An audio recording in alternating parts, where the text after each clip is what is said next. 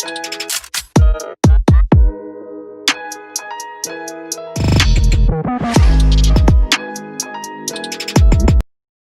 guys, welcome back to the YouTube channel. I want to talk to you about bad tenants, bad rental deals, bad tenants, whatever the case may be. It's bad, bad, bad. So what do we do to avoid having bad tenants, right? So this is what I say. This is how I do it, all right? First of all, every tenant should fill out an application, okay? And on that application should have their job history, personal references, previous landlords, preferably sometimes not the current landlord because you may not get the truth, and look at their income versus what the rent is, okay? I've had rentals for many, many years. I have tenants that have been with me for 10, 12 years plus, right? How did I get good tenants to stay a long time? I've had bad ones too, but I've learned from those mistakes. I'm going to share those with you right now, okay? So, what are some of the steps that we take to avoid bad tenants? Well, first is the application. Fill that all out. And believe me, when I say this, call the references, call the job, verify the references, verify the previous landlord. It's very important. Do the little bit of homework up front to save you a lot of headache for later, okay? Number two, you also could do is pull their credit. If they have really bad credit, they may not pay their bills on time, and that means they probably won't pay their rent on time. Now, not all people that have bad credit don't pay their rent, so you got to really evaluate that and see what's going on, okay? If they don't pay their utility bills, though, on their credit report, they're not going to pay their rent. If it's medical bills, make that exception. If it's, a car payment's missed a lot over a long period of time, that's probably a pass. If it's one or two car payments, maybe they had a hiccup in life and that's okay. But ask the questions to understand what the issue was, right? Maybe they came out of a home situation where it was divorce and they split up, and that's understandable too. You got to ask the questions to know where you're headed with this, right? Understand the setup. Understand the tenant that you may put in there. If you want to do the credit check, obviously. I recommend it though. Number three, I always look at how long they stayed at their job, how long they've been at their last housing situation.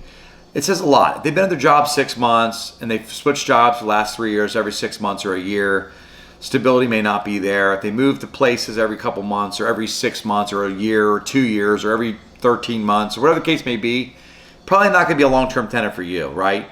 Try and filter out those short-term problems and get a long-term tenant that's going to pay you long-term.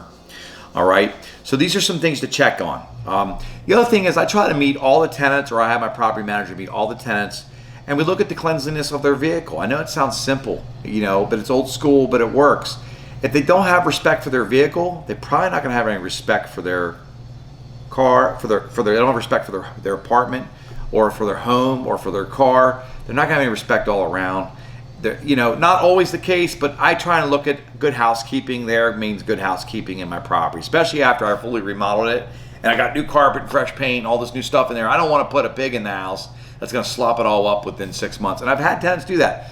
Fully remodel it, and 3 months later, hey, I got mice, I got bugs, I got dirty carpets, and I go to the places and I see the sink overpiling with dishes, never been washed in months, and crumbs everywhere, and it's bad housekeeping, and it's not going to be a good thing for your resale value on your property either. So try and find clean tenants that make sense.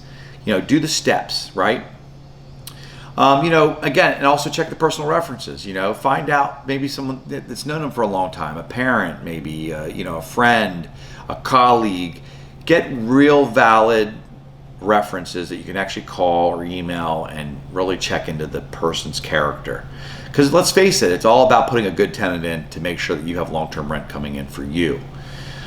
So don't be put in that position where you put bad tenants in and end up with all these bad rentals. Now, I will say this: if you're buying in bad areas, you're going to have bad tenants all the time, typically.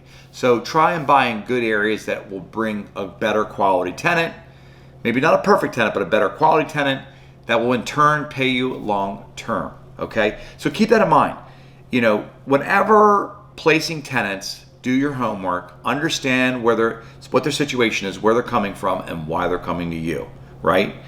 And make sure they're going to be a good payer, because I can tell you, with my experience in rentals, the ones that are long term, they never really call you for anything, those are the most profitable properties, okay?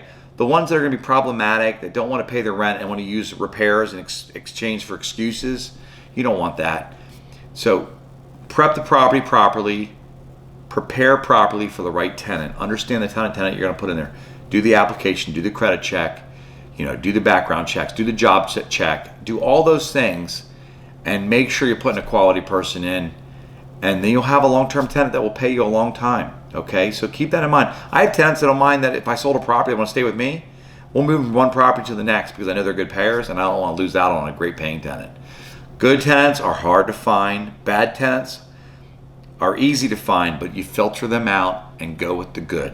Okay, we want the good tenants. Don't put the bad ones in. That's all I have for you this sector. But hit the subscribe button, and be a lot more good stuff coming to you, talking about all kinds of real estate stuff. And I'll stay tuned. I'll see you soon. Thanks.